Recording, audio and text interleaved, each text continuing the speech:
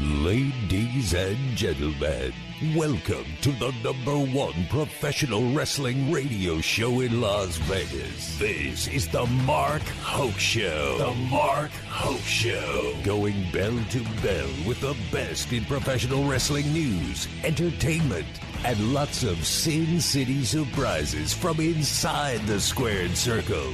Now, let's get to all the exciting pro wrestling action and bring on the host. Here is Mark Hoke. And we welcome you back for hour number 2 of the Mark Hoke Show here on KDAWN 101.5 FM. It is the talk of Las Vegas. I'm Mark Hoke, co-host Jose Volonte. That's me. Last time I checked. Oh. That's all? What? That's me. What do you want me to say? Something cool. I'll think about it. Wow. I like that shirt. That's a cool shirt. I tell you that much. Thanks, Jose. And sitting in with us today, imported from Canada. Hey, there you go. I'm thrilled to have him here from Fightful.com. And, of course, you can catch him on Fightful Overbooked.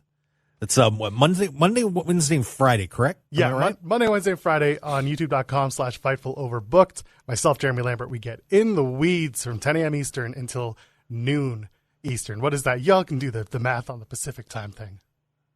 Yeah, that's -3. So 7 till 10. Joel Pearl, everybody, is on the show. There you go. In the house, because, of course, he's down here covering this big TNA weekend at the Palms. Of course, we're in the... By the way, you realize it's in the Pearl Theater. Yes. Let me tell you a little story about that. When I was booking my travel for this, I said, hey, at Palms on Twitter, would you consider, I don't know, comping me a room because my name bears the same name as your theater? And they said... That's a good one. How'd that go? And they replied, we run different gimmicks all the time. Here's a link. Oh, my God. GTFO. Yeah. It's okay. Oh, my God. That's okay. And we got a question, though, from Gary Johnson. He says, Ripley Man would like to know if Tommy Dreamer is a cancer survivor, and how did he do at the Palms? I can't remember. Did Tommy ever have that issue? I don't remember. God, I'm going to have to look that up. I'm not sure. I got you guys. But how did he do? Unfortunately, Tommy ended up buried in a pile of trash and with forks. a ton of forks shoved down his shirt. Yep. And was not successful in defending his TNA Digital Media Championship against Crazy Steve. Crazy Steve is the new TNA Digital Media Championship. So answer was not good. So it looks like we did find out a little bit about Tommy Dreamer. He did announce his cancer diagnosis. I thought he did. And it was actually on a show, and it's posted on Fightful.com. My goodness, look at us. What do you know? Can you do me a favor? Tell me. Tell me who wrote that article. Let's see. Oh, tell me it's Lambert. Tell me this is it's written Lambert. by Colin Tessier. Okay, Colin. Colin's equally fantastic. Okay, there we go. Yeah, we had Colin on the show a few weeks ago. There you go. There's your answer, Gary. Go ahead and check it out on Fightful.com. You can see that article. Yeah, good work. Way to go there, Joel. And I got to put this one out here, man. Daniel's been with us throughout the whole show today. We greatly appreciate you chiming in and giving us your comments. He says this is a fun pro wrestling show. We greatly appreciate that. He said he hopes that the Peacock Ted series references pro wrestling in the future. Love the Heels Wrestling series. Yeah, that was gone. So sorry. Yep. But so let's dive into TNA Hard to Kill a little bit. Last night, of course, like I said, 4 championships changed hands yesterday. And, of course, Nic Nemeth showing up at the end. Let me take a look at my results here. Steve Maclin on the kickoff show beats Rich Swann. Fun little match to get things rolling. Boo, Steve Maclin, boo. Why does everybody hate Steve Maclin so badly? Stop hating. Hey, go, whatever. Steve Maclin knows what he did. Did he do something to you? He and I are going to hash it out soon. Oh, for those who are in with the Maclin and Joel Pearl. See, now this is for a good 2-hour no commercial podcast here. We'll talk about that. Is this like a me and MJF thing? I don't know. We had Maclin on In the Weeds once upon a time when he had won the Impact at the time World Championship, and he said some things, and then he came back on my birthday, said some more things, and then he starts burying me to Sean Ross Sapp in an interview that just aired on the website. And he's burying me again. So what are we doing here? Wow. Steve Maclin. He says I don't talk about him enough. Well, here I am. I'm giving you air. Let's talk about it. Let's hash it out, Steve Maclin. Let's go. All publicity is good publicity, though. The gauntlet has been thrown on my show. He knows where to find me. The man knows where I'm at. I told him this morning where I would be. You don't have a bell over there, man? Ding, ding, Joel, ding. Let's get going. Do we have a cross-promotional match with you and me taking on Steve Maclin and MJF? And I'll be the special guest referee. There we go. You know, you have to be completely unbiased in that case, right? Man, I don't know if I could do that. I don't know. Maybe count me out. I might, but the thing is, I don't know. It means for my safety, I might have to team with Maclin and give you MJF. I'm fine with. Oh wait, current MJF or when he's healed up? When MJF? He's healed up MJF. Okay, good. Yeah, I'll take that. That's fine. Listen, the two Jewish boys can do that with his pickles or without his pickles. Well, it depends who you ask. Anyway, wow, that deviated quick. System Brian Myers and Eddie Edwards knock off Eric Young and Frankie Kazarian. So this new little system group is starting to make some noise. Tommy Dreamer loses his digital media title. Crazy Steve. Giselle Shaw. So we got to the main card. Giselle Shaw wins that Knockouts Ultimate X match to determine the number one contender for the TNA Knockouts World Championship. Did that one catch you a little bit by surprise that Giselle won that match, Joe? Not even close. I had predicted that one from the get-go. The only thing that changed was that I expected her to take on Trinity and take that Knockouts title from her. But we'll get to that in a sec. Okay, fair enough.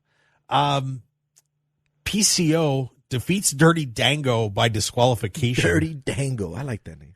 Yeah. Oh, you remember Fandango? That's the same guy.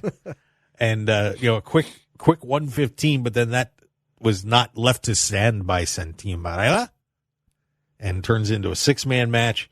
And PCO, Rhino, and Jake Something knock off Dirty Dango, Alpha Bravo, and Oleg Prudius. Of course, the former Vladimir Kozlov, for those of you that didn't know that. They win that 6-man tag. PCO just won't die. Is it legal for a dead man to wrestle? I have been told that it's part of his TNA contract that every time he does die, he has to be resuscitated by TNA management. Man, that sounds about right. Yeah, that's rough. Listen, ladies, if you're listening, and I know there are a lot of pro wrestling fans who are men. Ladies, if you're listening, find yourself somebody who loves you as much as PCO hates his body. That's legit. You watch the man's match, you'll know what I mean. Yeah. Okay. Dude, I tell you what, he's insane. But one thing about Dirty Dango, and he's changing his character up again. He just hates TNA. But I saw an interesting tweet, I believe it was, and I forget who put it up, that said, how did WWE let this guy go? And, you and I were talking about just, how somebody can take a rotten gimmick like he had when he was in WWE's Fandango and make it something so special. And, he's got such great in-ring talent. He's, cuts promo, like just amazing job. I don't understand how that guy just got treated so badly. It amazes me. Am I overestimating the guy, Joel, or what? No, you just happen to have a guy who was a victim of circumstance. He was put over big by management, and then he got injured when he was in his big spell, and then they never trusted him again. That's an unfortunate reality. And we talked about this, you and I, Mark, off the air. When it comes to, quote, your spot and keeping, quote, your spot, you're only as good as the injury bug that gets you. That's what happened to Fandango in WWE. Now he's Dirty Dango, and he's doing a great job. I think he's really, really flourished well in Impact, or TNA as it is now. Yeah, so we'll see where he ends up going. Then we mentioned Decay defeated MK Ultra for the TNA Knockouts World Tag Team Championships last night. So another title changed hands. This one was interesting, and I want to bring up a point that I really noticed in this match. Chris Sabin successfully defends the TNA X Division title against El Hijo del Vikingo and Kushida. Wait, can I say that? Sure. El Hijo del Vikingo. Much better. Okay, thank you. Love it. Continue. And, just an outstanding match. And Vikingo is, regarded as one of the top 10 wrestlers in the world right now. And it was fun to get to see him a little more up close. And there's something about that guy, and I don't know if it's just the poise or what, that he he has when he's in the ring. But, and this is nothing against Saban and Kushida because they're both incredible wrestlers. But when I watched him, you just felt like he was in at another level. And I don't know, it just feels like an intangible to me. That there's just something that when you see him in there, you just feel like you're watching somebody very, very special doing what he's doing. Mm-hmm. Do you feel that way? Yeah. I mean, he is a special talent. He is their mega campeón for a reason in AAA. Like, he is their guy. And they treat him as such. And he is, they say Lince Dorado is the king of the ropes. But no, this guy is the king of the ropes. And he showed out. That's good. I like the king. I like what he's doing here. Would you say this was one of the best matches of the night overall? It's up there. I mean, it's highly graded from everything that I'm reading overall. You know what I mean? That's why I'm asking. Would you guys say overall this was probably the best match or just top 2 best matches of the night? Top 2. I think Hammerstone and Josh Alexander really, really went above and beyond as well. But this had international flavor, literally and figuratively, with the way that it was worked. Yeah. That was a sensational match last night. And then... Talk about culture clashing. Yeah. Yeah. Yeah, and I think that was part of the fun of it, too. And then you get to that next one, Josh Alexander taking on Hammerstone, and, Josh wins that match. But honestly, I did think this was the match of the night. And it sure didn't hurt that, of course, Hammerstone, very well known here in Las Vegas. Crowd was kind of split on this one. And, Hammerstone, I think, knew what was on the line in this match. And they kind of threw this one in here for both these guys. Of course, Josh Alexander is wrestling Will Ospreay tonight, which if you would say to me, you're going to get to watch one match tonight when you go to the Pearl Theater at the Palms, you're going to get to see Josh Alexander and Will Ospreay. I'll be like, that's good enough for me. I'll pay for that.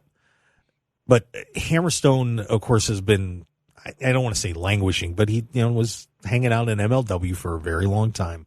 He's now available to get out there and have a chance to not just wrestle for TNA, but it's got to be auditioning for WWE or AEW. And man, he knocked it out of the park last night and couldn't have had a better dance partner with Josh Alexander. This to me was probably the match of the night. What'd you think, Joe? Sky's the limit on Alexander Hammerstone. You mentioned the MLW disputes.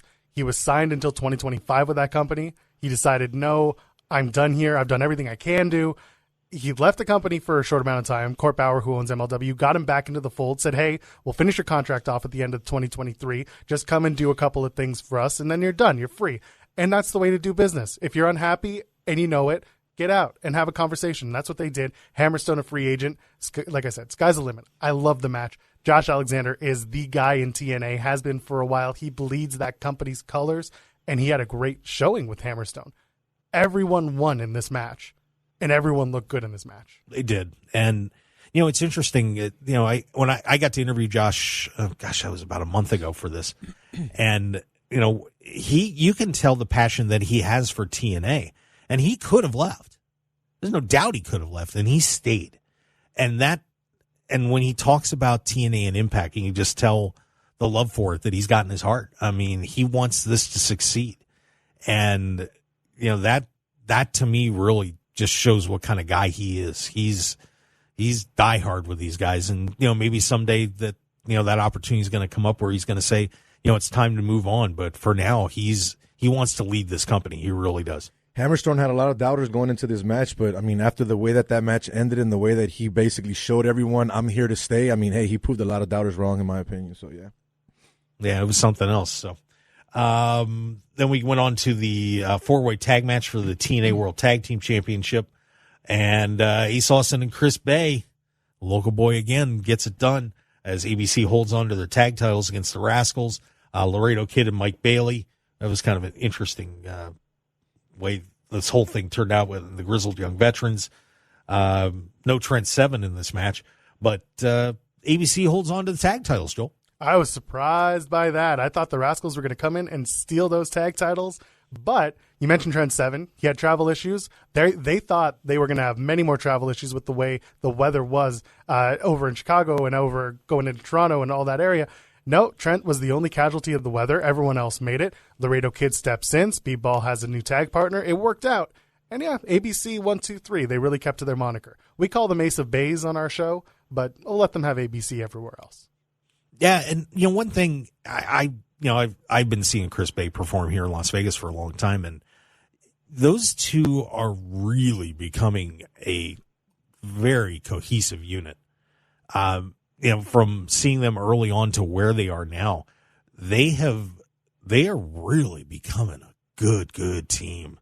I mean, this isn't just two guys that got thrown together. Of course, I talked to Ace a while back, and doing the work that they did in the Super Juniors in Japan and building on that and into what they're doing now, man, they are getting pretty sharp, man. They are. It's impressive. I'm so excited to watch them in 2024. I'm also excited for the split, and I don't mean the one turns on another, just we want some singles gold. That's what I'm looking forward to, whether that's coming from Ace Austin or Chris Bay. They both have the opportunity and the ability. That's where my brain is for 2024 with these two. The most popular Bullet Club members right now in the entire world. Would you agree with the comment that the tag division is in the best spot right now in TNA? They have built and rebuilt that tag division. It's stronger and it will get stronger. I'm looking forward to when Trent Seven can join Speedball and we can actually see whatever Speedball Mountain is supposed to look like. Because we've only seen them in one match, and that's when Trent was brought in at Final Resolution, and then they signed him that day, officially. Would you say it's harder to create storylines and stuff with those type of individuals compared to just a single individual wrestler? No, you can tell a story with a tag team easily. There's more story to tell in a case like that, but it just comes down to how many credible tag teams you have and how you're building your tag division outside of just the tag titles.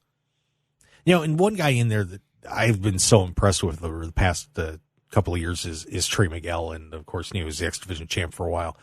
Boy, and I'll tell you, the Rascals are a great team and a great group, but it's so hard for me to see him just be in a tag team. I just love watching the guy go. Yeah, I really do. Yeah, he's very good at what he does. He's got one of the best shoot games in the business too. I asked him that once upon a time, but yeah, he's one of a kind. Yep, no doubt. Then, of course, we had the Jordynne Grace and Trinity match.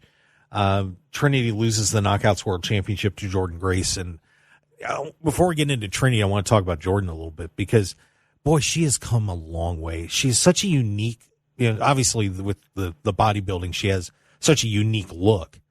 But she has upped her wrestling game incredibly over the past few years, too. And, it doesn't hurt the pairing with Jonathan Gresham, shall we say, the man of 1,000, the octopus, the man of 1,000 holds and so on, that you can't help but I'm sure she's learned a lot from him. But she has really changed how she's being perceived. And of course now she's a 3-time champ for the Knockouts.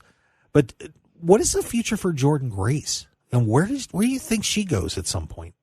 The TNA World Heavyweight Championship. Oh, wow. They have one other woman who has successfully won that title, and they don't talk about her anymore for good reason. Right. Tessa Blanchard. Yes. They need somebody who can credibly challenge for that title, win, and be the face of that heavyweight division.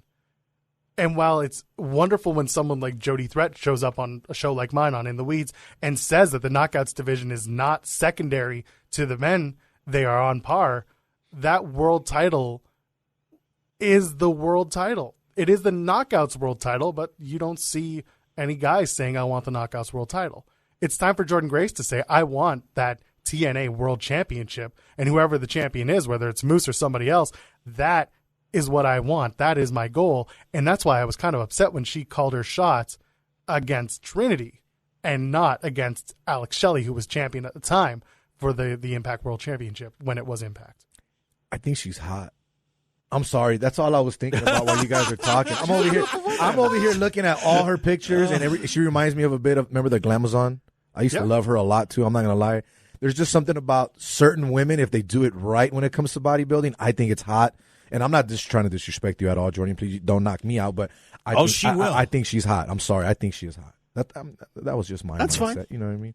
But yeah, I mean, I agree with you on that. What's wrong with a woman technically winning a male belt? There's nothing wrong with that. We've seen it numerous times before in the past. And I think right now would be a great time, especially for TNA. So, hey, Eric Young won the Knockouts Tag Team Championships with ODB back in the day. So why not? ODB? Yeah, man. Yeah. All right. Well, I'll tell you what, let's pause it there because I think it'd be a good time to stop and we'll talk about Trinity because I think there's a lot of interesting discussion points about her that we can hit. So let's take a break. And when we come back, we're going to talk about the future of Trinity. She had some visitors. I don't know if we should say names last night. I don't want to get anybody in trouble, but there were some people there to see her yesterday and, some friends. But what is the future for Trinity, and is she doing the right thing? Stick around, everybody. We'll be right back on the Mark Hoke Show here on KDAWN 101.5 FM, the Talk of Las Vegas.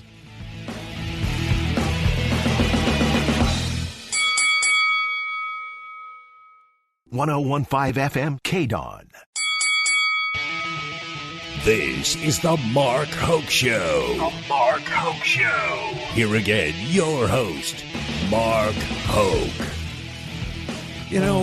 I swear to God, we're having too much fun, man. I wish we had a commercial break blooper live stream we could show you guys. God. Yeah. You guys, I just killed the music too fast, too. That's unbelievable.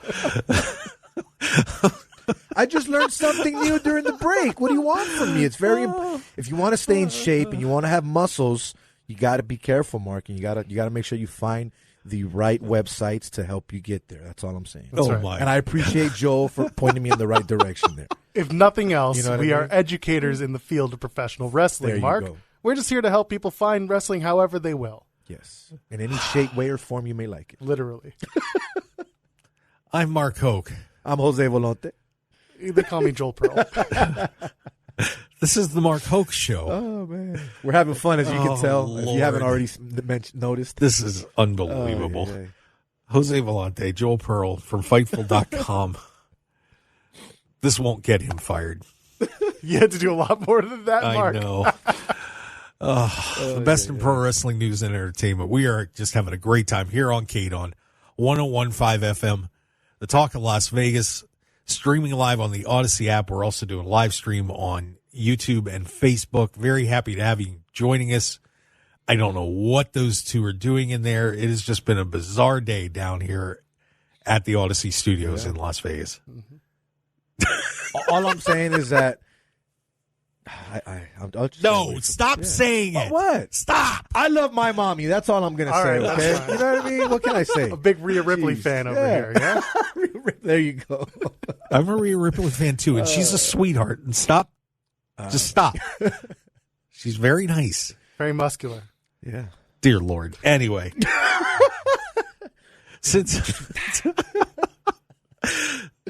Joel, you're corrupting my staff. Oh, my God. Yeah, I could do worse. Oh, man. Imagine if we didn't have commercials. Jeez. Anyway, so back to where we were. And I guess I can say it now because the photos are out. So that secret is gone. Mercedes Moné and Bailey were at the at TNA Hard to Kill last night. So I just saw the stories were out there. I didn't want to say it because they don't want to get Bailey in trouble, but yeah, they're out there. So I guess we can say it. Of course we can say it. Saw them there, looked over. They were seated behind the French commentary booth during the Knockouts World Championship match, cheering on their girl Trinity. Yep, they were. Bailey was like, I got to scout my opponent. And Mercedes was like, I got to scout the person I'm probably not going to see for a few years, at least without wearing a mask and goggles and a big hat. I was actually waiting outside for a few people and saw those two go by, and they were dressed in all black and shades. Man, it was funny though. I mean, and I almost said hi. I was this close. I'm like, no, I'm not going to blow their cover. Why didn't you say hi? Because I didn't want to blow their cover. There's a whole bunch of autograph seekers and stuff out there. No way. They'd have killed me. I would have been a celebrity whore. I would have been all over it. No way. I'm just kidding. But as for Trinity, of course, it looks like she is headed back to WWE. Joel, I had mentioned last week on our show that I felt like this is going to be an interesting time for her going back to WWE. And I don't know if she's, after the initial pop that here she is, that she could get lost in the shuffle here. I don't know if she's going to be as big a draw as everybody thinks she might be. Do you think that that's a possibility that she could get lost in the WWE shuffle with so many big names and incredible athletes there in World Wrestling Entertainment right now? So there is absolutely a chance that she gets lost in the shuffle. That's just wrestling. It's how you merge into traffic. CM Punk comes back, huge pop, comes back the next night on Raw, cuts a promo that nobody liked, and everyone thought, what are we doing with CM Punk? And then he comes out on SmackDown and he makes it right. Does Naomi, who I assume she's going to go under her old WWE name, though she might not, Trinity, we'll call her for now. If Trin comes back, say she makes her debut or re-debut at the Royal Rumble, it's all in how they present her. Does she come back to the big pop and she's got the glow and she's having fun? Absolutely. That's great. I hope she keeps that music. And then what do you do from there? It's how you present her from there. It's how you make her a big deal or how you merge her into traffic. Is she a main event quality star right off the hilt? No, because you're starting to build to WrestleMania. Could you do something with her into the summer? Yes, you can. Can she win Money in the Bank? Yes, she can. Can she join the Bloodline and be aligned with her husband? Yes, you can. Thank you. And we were just talking about the Bloodline. I got yelled at about that last week. That was a terrible idea. It's not a terrible idea. They haven't had a woman in the Bloodline, and you see what's going on with Rhea Ripley, who's running Judgment Day, and how over that's gotten. If you give Trinity or Naomi, whatever she's going to be called, an opportunity to be the woman who runs the show for the Bloodline, give her a few weeks of that, and people will be listening. Have Roman Reigns basically give her the rub and give her the sign of respect. Be like, you're in charge for a few weeks. And let her do well. Then you're talking about a different presentation. And people can get behind that. I did find the picture. If you guys haven't seen it, I retweeted it on Twitter. Just go ahead and follow me, Jose_Volonte. They're literally up in the very top, wearing black shades, hoodies, black beanie. People are talking about they rolled in there looking like the movie from Set It Off with, Queen Latifah and all that. But I get it. They wanted to stay low profile, but it's kind of hard for people not to know who they are. So. They want to cheer on the girl. Yeah. They do that. And nothing else. That's what they do. And I love that for them. They get to go out and they get to cheer on the people that they are closest with in the industry. I think that's great. Yeah. And by the way, just so you wonder why we're talking about her in the Bloodline, if you don't know, she's married to Jimmy Uso. Yep. And, I think it would be really neat because with the guys kind of separating a little bit, wouldn't it be cool if she shows up and things are kind of falling apart and let's say Roman loses the title and she walks in here and says, what are you doing over here? What are you doing over there? Why are you guys fighting? Get back over here. Just grabs Jimmy by the ear and Jay and says, get it together. Let's go. So did you write this story and send it out to them already? That'd be awesome. It's characteristically different from her presentation for the last 10 years. She's been the glow girl, and it's been fun. But, man, what happens if you take the glow away? And what do you do behind every successful man is, Mark? A successful, amazing woman. And there it is. Let her be that successful, amazing woman behind the Bloodline for a bit. Thank you. I like Joe Pearl. Oh, now you like him. That's not what you were saying during the commercial break. I think, I think a fresh presentation for her would be great. And I still remember that match that she had with Charlotte. And I don't know if you remember that when Jola was on TV that they had, where she might have had the best wrestling match that she had ever had in WWE. Mm-hmm. And it was right before the whole thing with her and Mercedes ditching the tag titles and then obviously the release happening. And I said, wow, that was a new step up for her. I hope she could build on that. And then all hell broke loose. Yeah. And the other thing about this that I'm curious about is it does make me wonder if Mercedes is actually going to AEW. I mean, nothing's happened yet. And I don't mean to stir the pot, but do you think we could actually see Sasha Banks? Nope. No?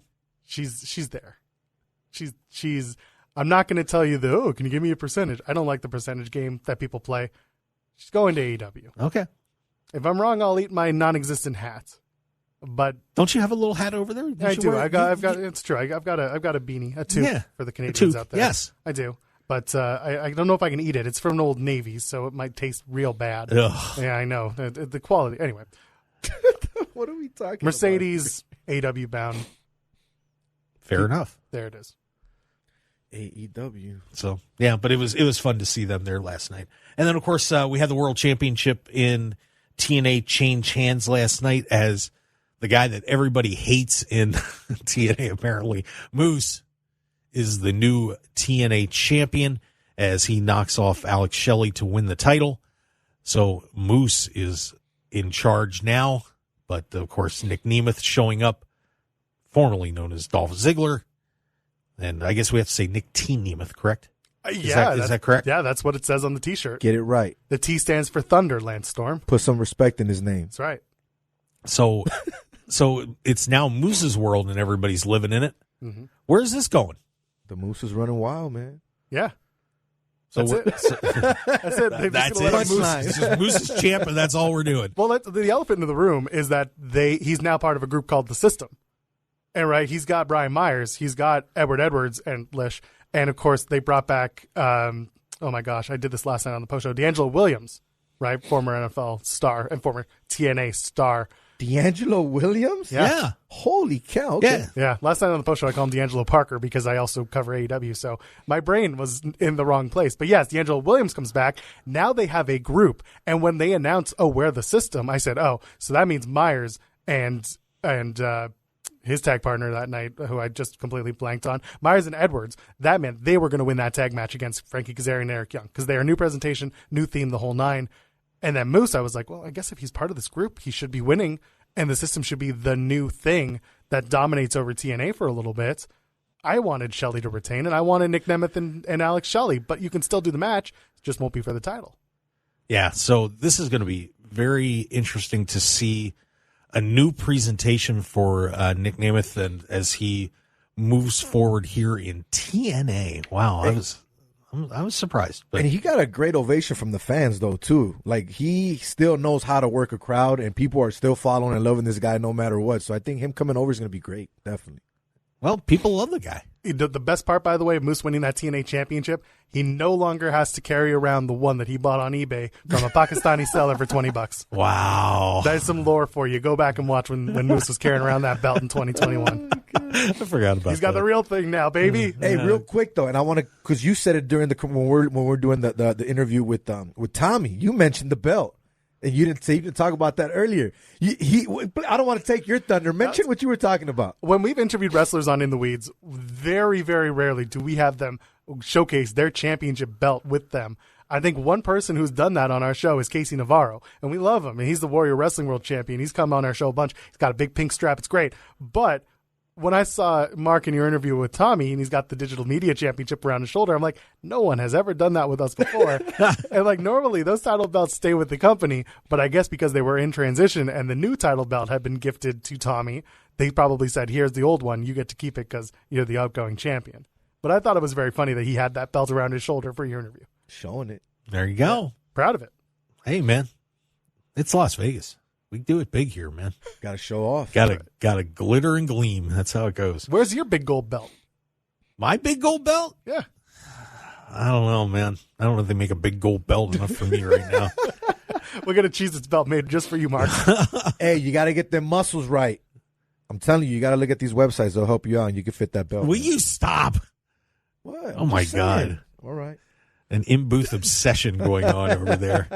Wow. By the way, a lot of great comments in the chat box. I'm just run down through these before we hit the break because I still want to hit this thing about Sting because this was something else and a lot of people are chatting. I would like for Brock to come back to put Gunther over. Let's go. That's an interesting comment.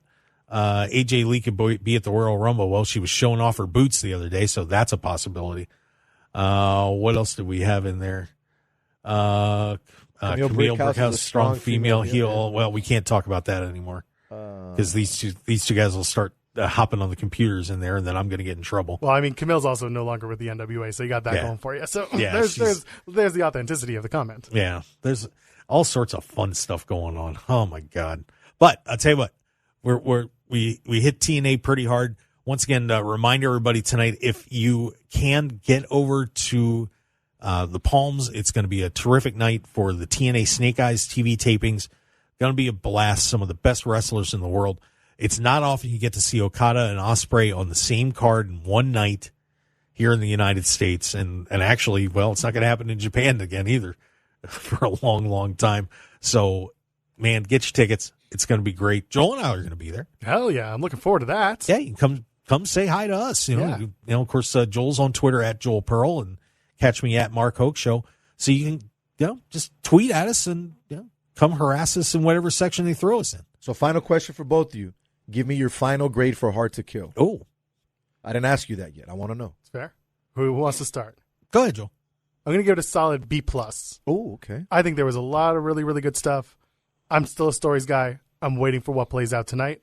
But I think the work rate, B+, they did a lot of really good stuff. Mark? Yeah, I'm in the A- B+ range. I thought it was pretty darn good. I enjoyed it. Daniel chimes in. He says he gives it a B. Well, Daniel's a little bitter. I gave Maclin an F, so that's all right. Wow. Unbelievable. And the F was for first match. Okay. Okay. I'm telling if we see Maclin tonight, I'm telling him on you, man. Go for it. I'm narking you out. Let's take our final break, and when we come back, around the world of wrestling real quick, and Sting and Powerhouse Hobbs, Sting and the Bucks. What the hell is he doing? Stick around, everybody. We'll be right back.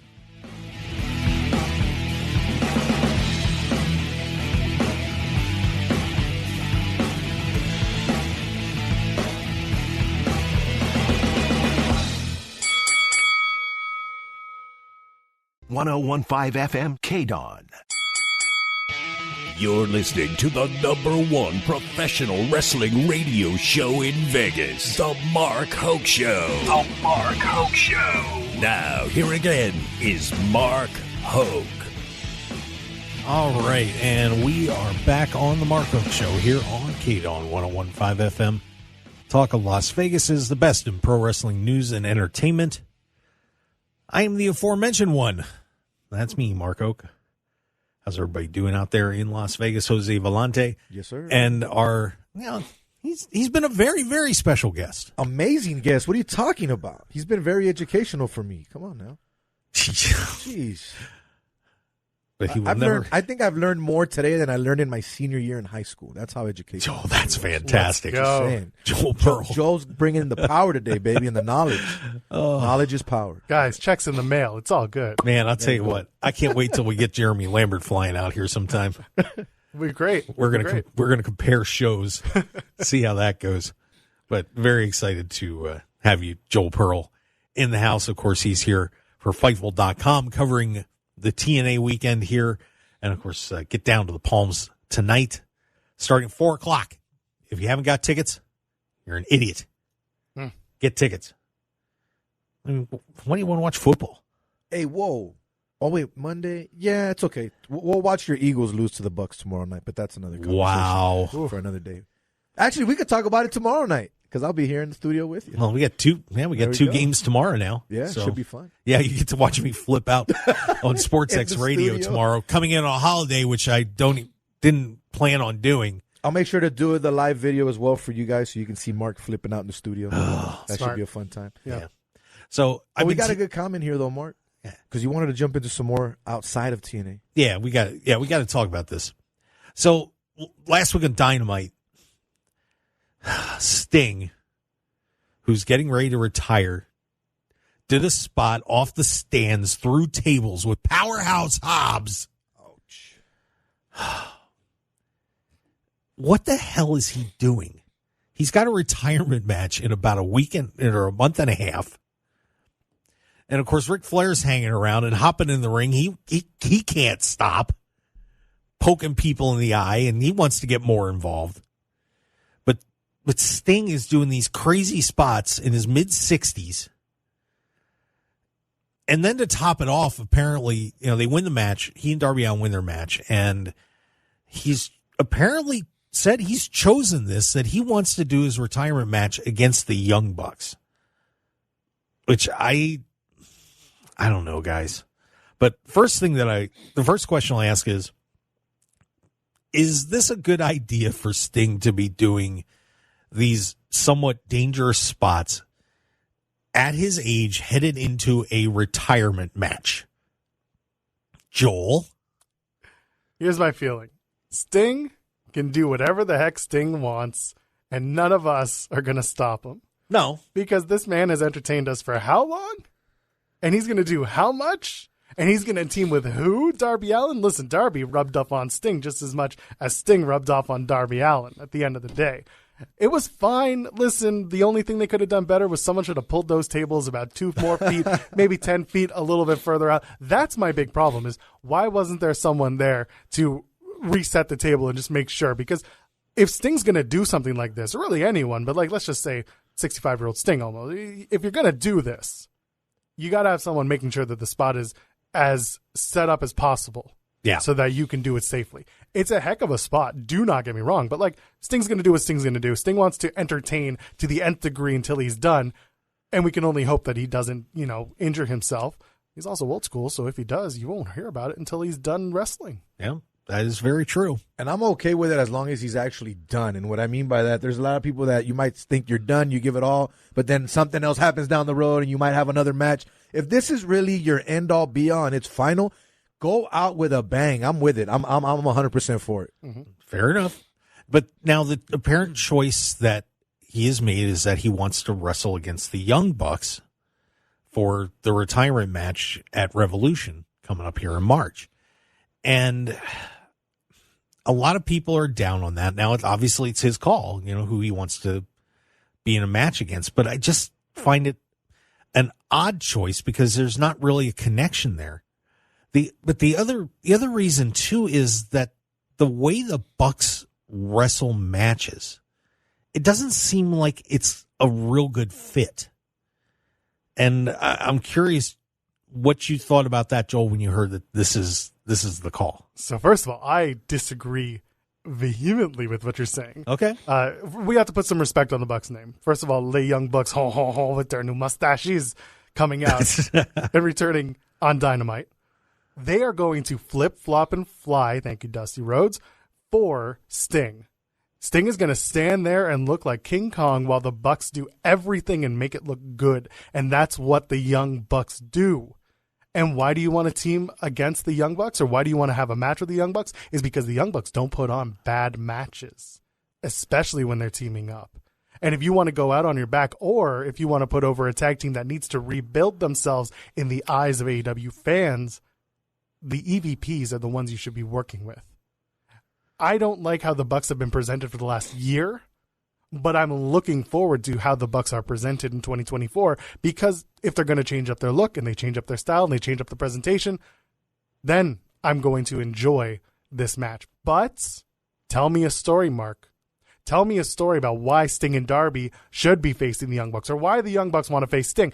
And they came out in the black and white, did the Young Bucks. That's the same colors that Sting wears on that face paint. They're going to tell you that they were fans of Sting growing up, that they loved him, and they need to put down the dead horse. That's what they need to do. Oh, see, that's lame. I'm not saying that's what the story is, but I'm saying at one point they are going to say, we need to put you down. And if they put down Sting, then they are going to go off and hopefully have a heck of a run in 2024. Somebody get me someone that would legitimately want to put Sting out. There's some connection. I don't know. Give me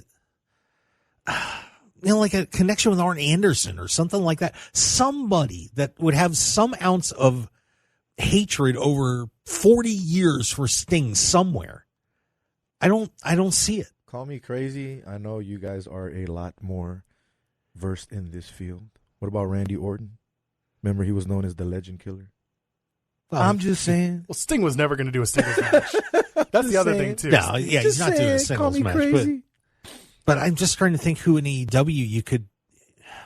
I don't know. So this is actually something that Jose and I were talking about, right? You bring back old stars, and they link you to the new stars. That's what they did with Sting and Darby. And that's what you do with the Young Bucks. They link them to Sting, and people who are coming in and seeing Sting maybe for the first time who say, oh, it's Sting's last match. I remember watching him in 89, in 97, in 2015. This Sting is retiring? who are these young bucks? Who are these guys? They look like real dicks. Oh, they run this company? I want to see how they run it. And I want to, there is a rub that comes with doing your retirement match against a newer team. Do I think that it could have been Takeshi and Hobbs? Sure, whatever. But like, when you get to the story, that's where you got to hook them. Wait, I got it. Ric Flair is paying off the Bucks. So there was a joke. There we go. There were people saying he's paying them off and then that magic mushroom woo energy drink. I don't want to see it. I want to see Ric Flair as of March 3rd, 2024, just done. Yeah, that'll do it. All right, and speaking of that'll do it, that's going to do it for us. What a great show. I want to thank Tommy Dreamer for taking the time out to be with us. Appreciated that. And Joel, awesome time having you in the studio, man. Thank you so much. And, of course, you can catch him on Fightful.com and check him out on the YouTube channel, doing on Fightful Overbooked, doing the In the Weeds show with Jeremy Lambert, who he said he owes me a show, so maybe I'll get him in here next week. Jose Volonte. And make sure you get down to the Palms today for TNA Snake Eyes. Joel and I will be down there checking it out. So join us 4 p.m. It's going to be awesome.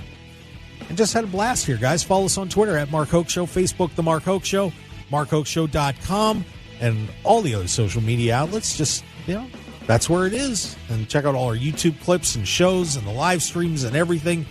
We thank you for listening here on KDAWN 101.5 FM, the Talk of Las Vegas. We'll see you next week. Las Vegas, have a terrific Sunday. We'll see you next time. Peace.